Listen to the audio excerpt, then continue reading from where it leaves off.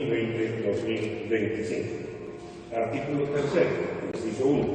El Tribunal Supremo Electoral y los tribunales electorales departamentales, al ser elegidos, quedan encargados de la organización, administración, ejecución del proceso electoral y proclamar los resultados en el marco de las disposiciones de la presente ley. Para este efecto, el Tribunal Supremo Electoral dictará todas las disposiciones reglamentarias en materia técnico-electoral y en materia administrativa electoral que sean necesarios en los términos establecidos en la presente ley y en la Constitución.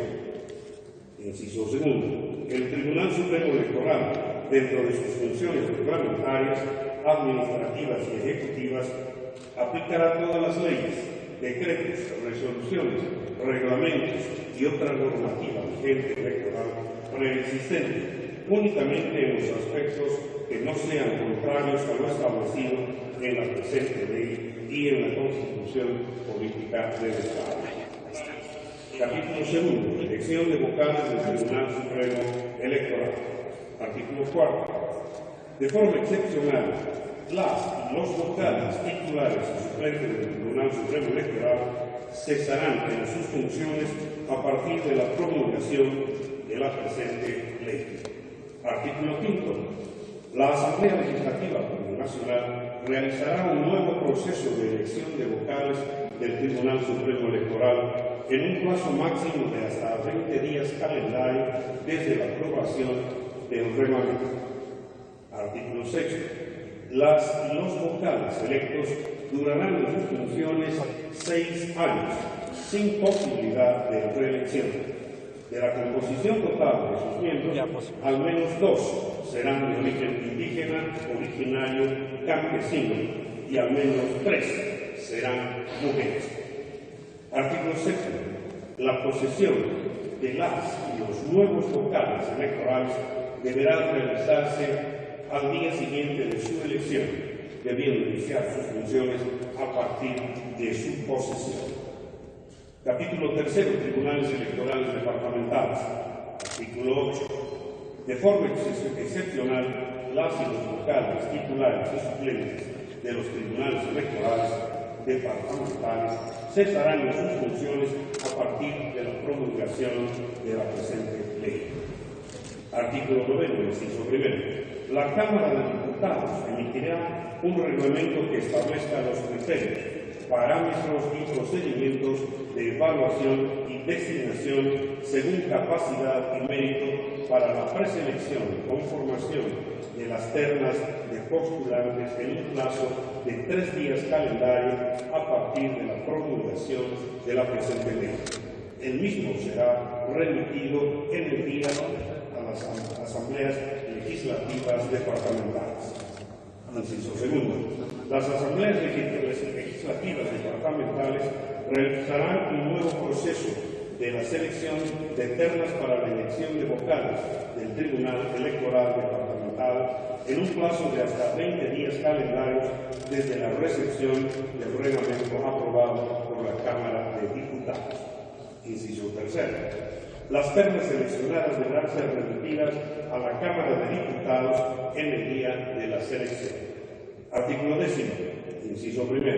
La Cámara de Diputados deberá elegir a los vocales en el plazo de 2 días de la recepción de las ternas, de los cuales por cada departamento al menos uno será de una nación o pueblo indígena, originario y campesino, y del total al menos 2 serán mujeres. Inciso 2. Las y los vocales elegidos durarán en sus funciones 6 años, de conformidad a lo establecido en el artículo 206 de la Constitución Política del Estado. Artículo 11. En caso de que alguna asamblea departamental no envíe a la Cámara de Diputados las términas correspondientes en el plazo establecido en la presente ley, el Tribunal Supremo Electoral asumirá plenamente la administración del Tribunal Electoral Departamental hasta que se elijan a las y los vocales electorales departamentales. Capítulo 4. Elecciones generales. Artículo 12º, inciso primero. El Tribunal Supremo Electoral, dentro de los 2 días calendarios siguientes a su posición, emitirá la convocatoria para las elecciones generales. Me han pedido que haga una toma. Inciso segundo. Las elecciones generales 2020 se realizarán en un plazo máximo de 120 días calendario a partir de la convocatoria. Artículo 13º. Para las elecciones generales 2020 se abrirá la inscripción de nuevos votantes o actualización de datos por un periodo excepcional de 7 días calendario, plazo que deberá ser contemplado en el calendario electoral. Artículo 14º. Inciso primero. El Tribunal Supremo Electoral, a través del CERESI, realizará las tareas de saneamiento del padrón electoral para las elecciones generales 2020. Inciso segundo. Se deberá elaborar y publicar la lista de habilitados y la lista de inhabilitados para votar. Artículo 15. El proceso electoral se realizará con la delineación de circunscripciones previamente publicada por el órgano electoral plurinacional en la gestión 2019. Artículo 16. De manera excepcional y por esta única vez se autoriza al Tribunal Supremo Electoral y a los tribunales electorales departamentales, cuando corresponda, a realizar contratación directa para la adquisición de bienes y servicios que consideren necesarios para la administración y ejecución de las elecciones generales de 2020. Sin límite de monto, las contrataciones que realice el órgano electoral plurinacional estarán sujetas al control gubernamental posterior e inmediato. Artículo 17. En las elecciones generales de 2020 podrán participar todas las organizaciones políticas de alcance nacional con registro vigente a la promulgación de la presente ley. Los partidos políticos, las agrupaciones ciudadanas y las organizaciones de las naciones y pueblos indígenas originarios, campesinos, con personalidad jurídica y registro vigente a la promulgación de la presente ley, podrán registrar alianzas para las elecciones generales del Voy a cambiar, espera. Inciso tercero. Se podrán registrar las alianzas hasta 10 días calendario antes de la inscripción de candidaturas. Artículo 18.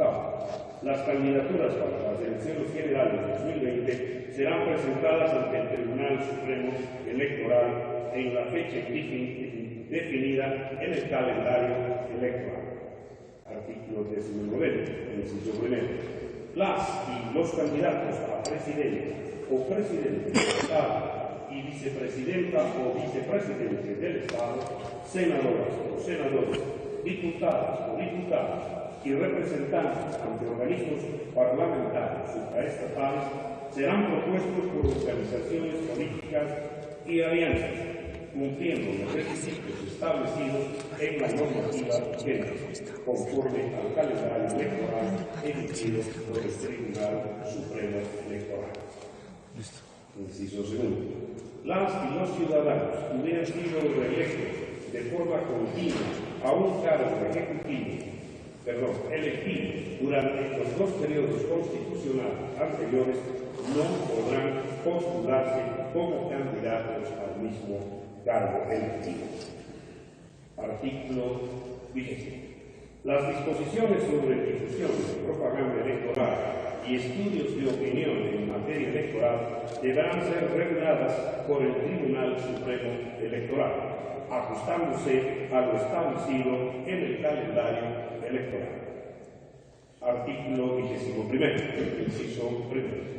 El cómputo nacional de votos deberá realizarse en un plazo máximo de 7 días calendarios de efectuada la votación. Inciso segundo. En caso de la repetición de votación, se ampliará. Jeremy, hello there, you're on. Jeremy Corbyn!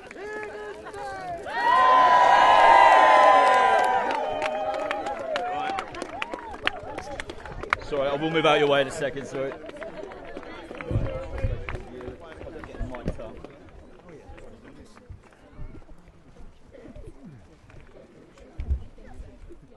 going to have to get out of the way.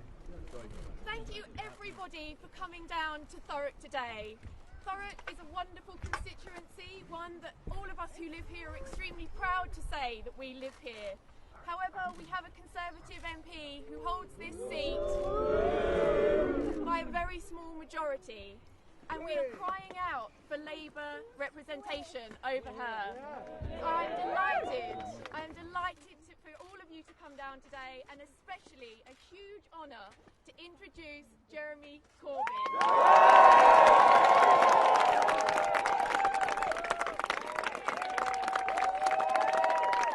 Good afternoon, Thurrock.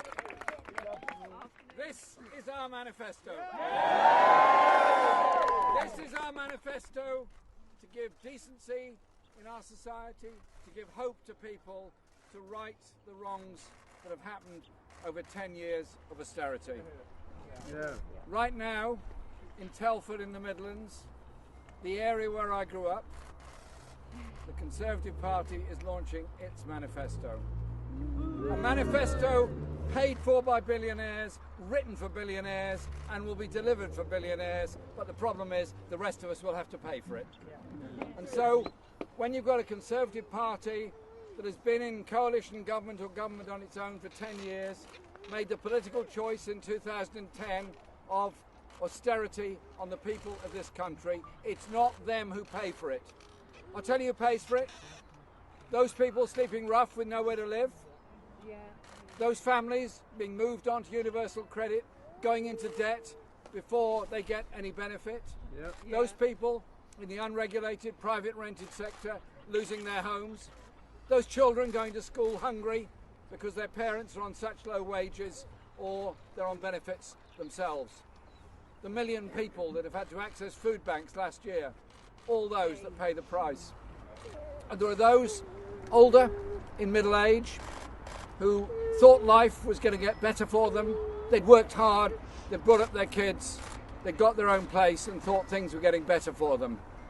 Suddenly find that in middle age, they're going deeper and deeper into debt, remortgaging their homes, borrowing on credit cards, going into difficult places. Why?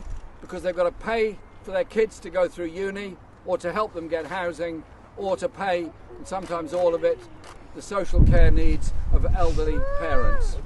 They too are paying the price of austerity. What we've had since 2010 is a rolling back of the role of the community and the public in delivery of services, and that means so many people have lost out so very, very badly.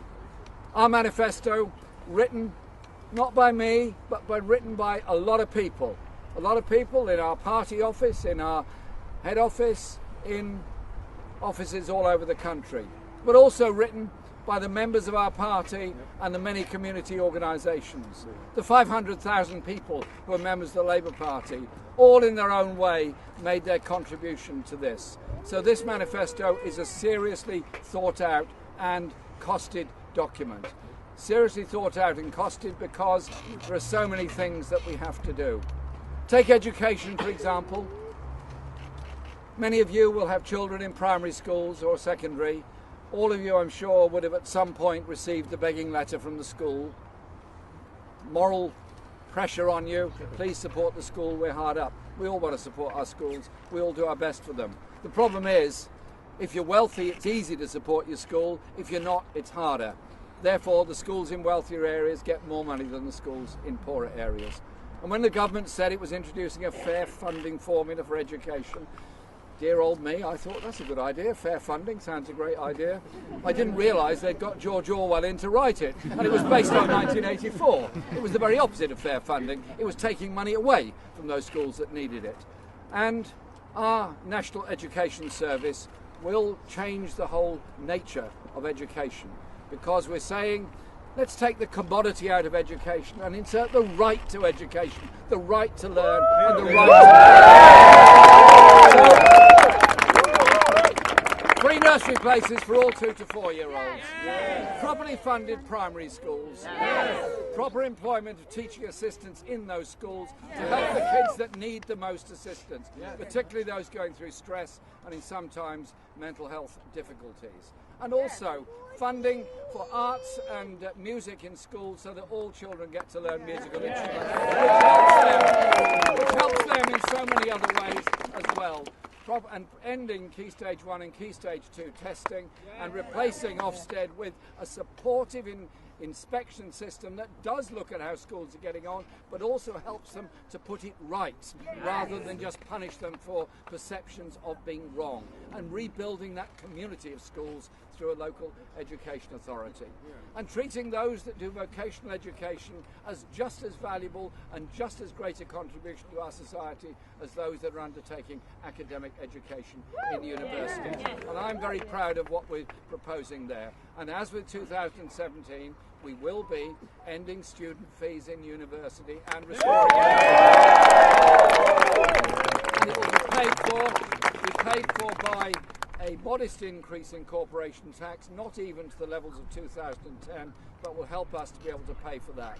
That tax will be on the biggest businesses and biggest corporations. It will not affect small businesses, those with turnover of less than 300,000, because we recognise the economic development of this country is about promoting small businesses and enterprise in areas like Thurrock, which need to replace the big employment that's been lost in the future.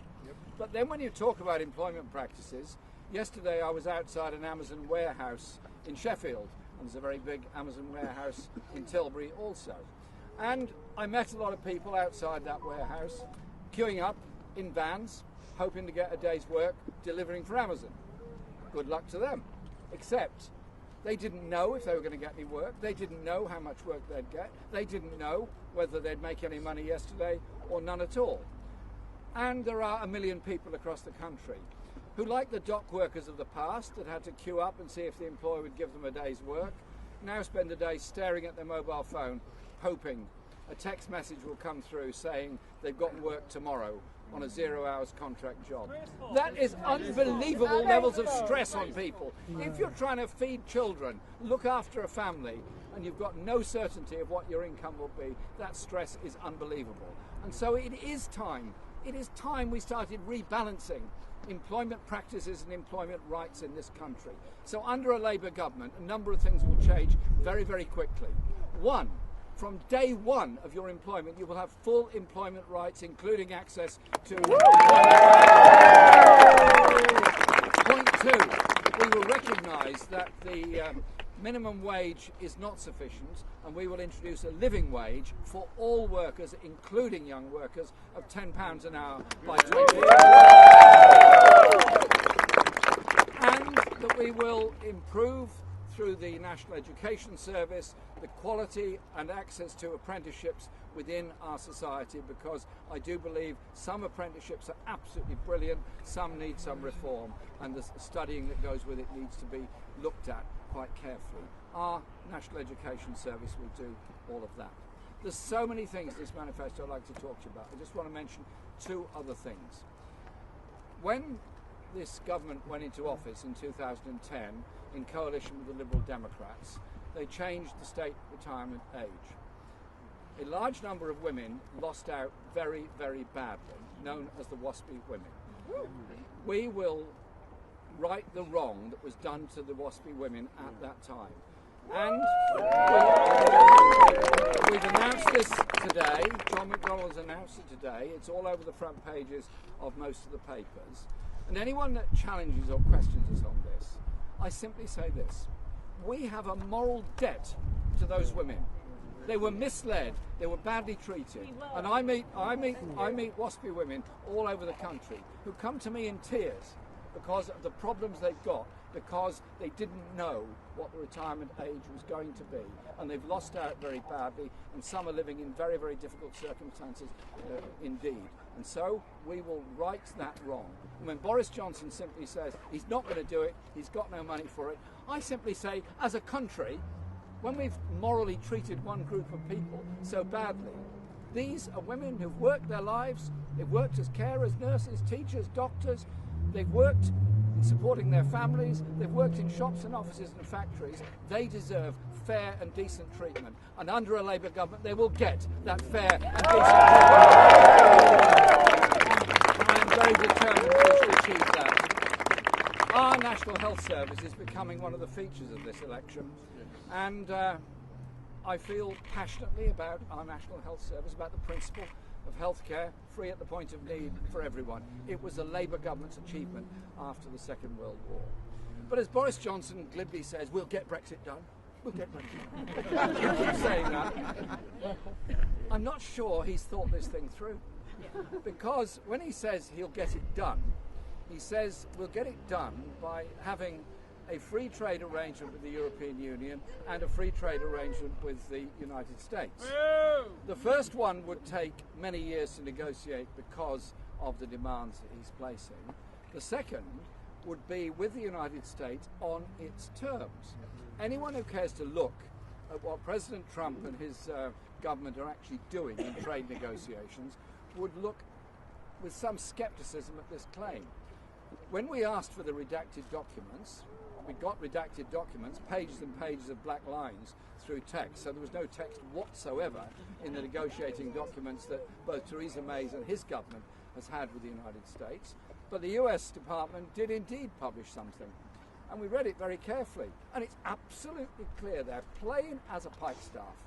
Any trade agreement between the United States and the United Kingdom will require opening up of the UK health market to American pharmaceutical companies. I think privatisation in the health service has gone too far already. I think the Health and Social Care Act has damaged our health service, and so we are not going down that road any direction whatsoever. With us, the NHS is quite simply not for sale. Not for sale. And I want to bring people together on the issues of Brexit and Europe. I recognise people voted leave or remain for very many reasons. The passion with which the argument has gone on over the years has to be brought to an end at some point. And so we will negotiate a credible leave deal with the EU which guarantees jobs and trade right here. Tilbury is a major port which trades a great deal with Europe, as does Felixstowe not so far down the road, and many others. Many jobs depend on trade with Europe. It would be pretty short-sighted to cut off all trade with Europe at one go. And so we will put that alongside Remain in a referendum within 6 months.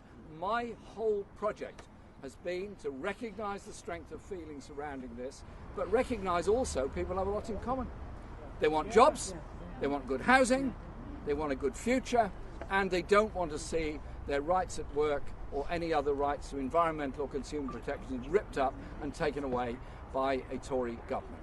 And so we go into the last 2.5 weeks of this election campaign utterly determined to get our message across of the kind of society and kind of world that we can create. I've been travelling all over the country, talking to people in lots of places, carrying the message of our manifesto all over this country. And you know what?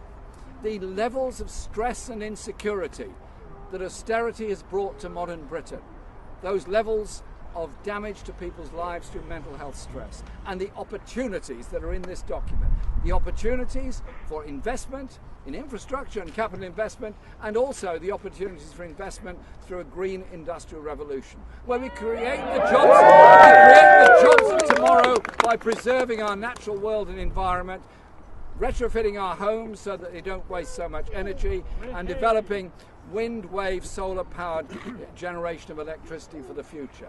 The skills and jobs that are all here, all along the Essex coast, must be put to good use.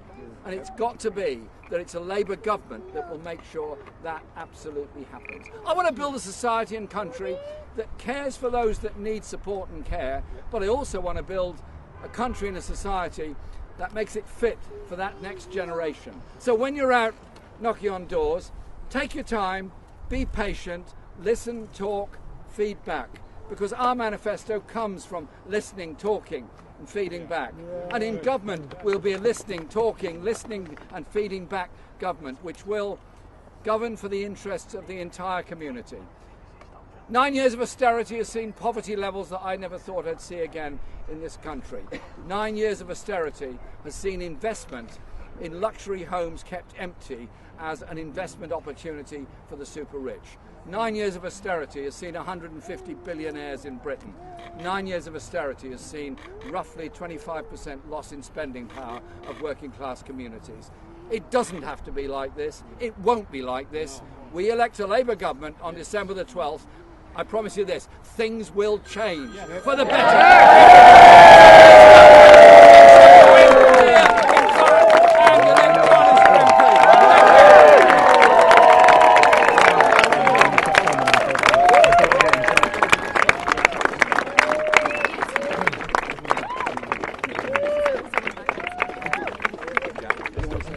Good.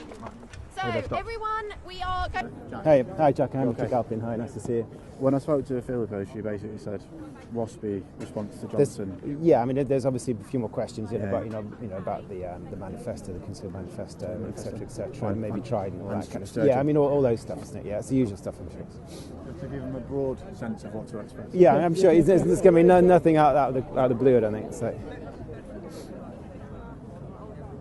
My name is Richard Galpin from BBC. Nice to meet you. Hi. Very well, thanks. Yeah, we've been lucky so far. Yeah. I think there's nothing in it. A great surprise, I don't think. Yeah. Okay, we are recording. 1, 2, 3, 4. Pardon? Okay, if we look this way. Come a bit further. Okay. All right. Recording. Okay. Can I ask you quite simply to start with, what's your reaction to the Conservative Party manifesto launch? Well, it's a manifesto that doesn't offer any hope to anybody. It's just a continuation of what we had for the past 9 years. Very disappointing. And in terms of specifics, obviously it's majoring on getting Brexit done and talking about getting the Withdrawal Act bill through Parliament, or actually putting it before Parliament before Christmas. What is your reaction to that? Well, it won't get it done, and the Prime Minister knows it won't get it done because he's talking about a trade deal with the United States which will take 7 years to negotiate, a free trade deal with Europe alongside that which will take at least 3 years to negotiate. It's not going to get it done at all. And he knows the price of the deal with the United States is the opening up of our public services, including the National Health Service, to American companies. And I think he ought to be straight with the British people. It's not going to get it done, and he knows it.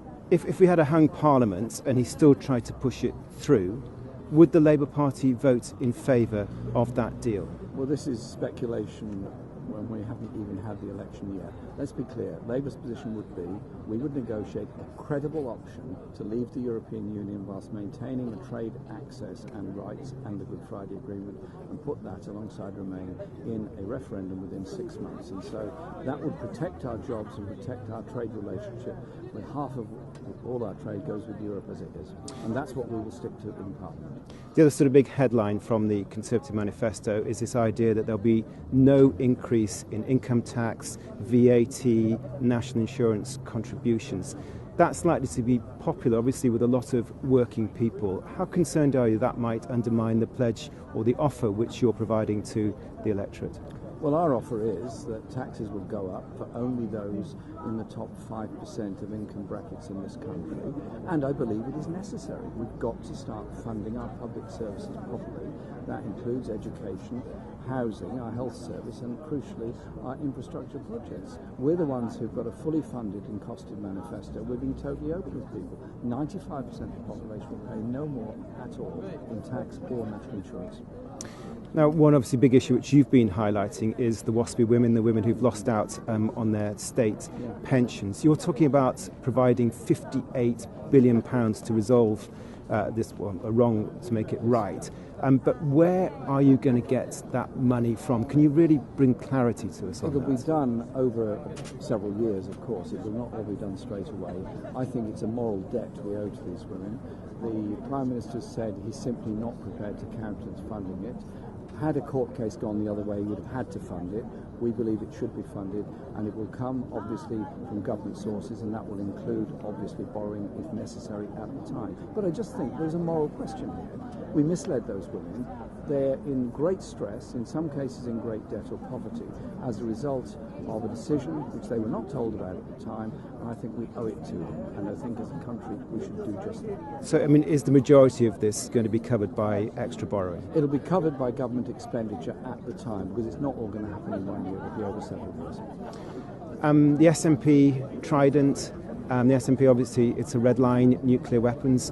Are you prepared to compromise your position on renewing Trident if you needed to get the SNP on board in a hung parliament scenario? The SNP are very generous in offering to negotiate me every day on different issues. I simply say very gently to them, we're not open to negotiation with the SNP on how we go into government. We'll go into government because we win an election. We're not going in to form coalitions. We're not going in by doing deals in advance of that election. We want to invest £100 billion in Scotland over 10 years, which will help to start to redress the terrible injustices and imbalances between people's living standards in parts of Scotland and the health crisis that affects so many all across Scotland. Now, as far as I understand it, you would remain neutral on a Labour Brexit deal. So who would it be from the Labour Party who would actually champion that deal? I would be an honest broker in this matter.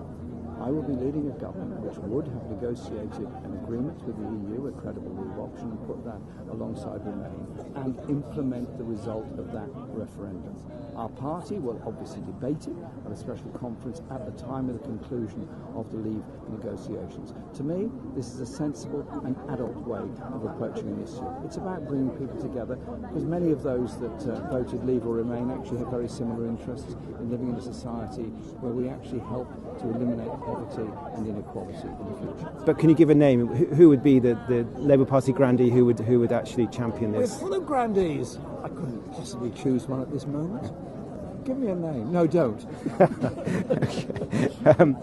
But, I mean, obviously many people have asked us and have said this, that your decision to basically be neutral in all of this is a lack of leadership. No, it gives me credibility in negotiating with the EU. It gives me credibility in having a balanced negotiating team that would go to the EU to discuss what kind of arrangements we could make for the future. And I think that is actually a sensible way forward. Another question, Labour abolishing the marriage tax allowance. That means that people earning less than £80,000 a year are going to pay more tax, doesn't it? It means that if we do abolish the marriage tax allowance, it means those married couples that at the moment benefit from it won't, but those that are not married as couples that nevertheless are just as strong a family as those that are married don't get their benefit at the moment. It is a point of equality, and indeed this goes back a very long way to the principles of independent taxation rather than couples taxation, which changed 20, 30 years ago in this country. Okay, and then just finally, I think just as far as we understand it, the Conservatives are promising 50,000 new nurses, 50 million more GP appointments. So that's a massive offer. Are you worried that they're sort of pulling the rug from under your legs? Well, since they're a party that's presided over 40,000 nurse vacancies in the NHS, who 3 years ago said they were going to put more doctors in the NHS, and there are now 6,500 less doctors or vacancies of doctors in the NHS. They haven't put the money into nurse bursaries, they haven't put the money into education and training.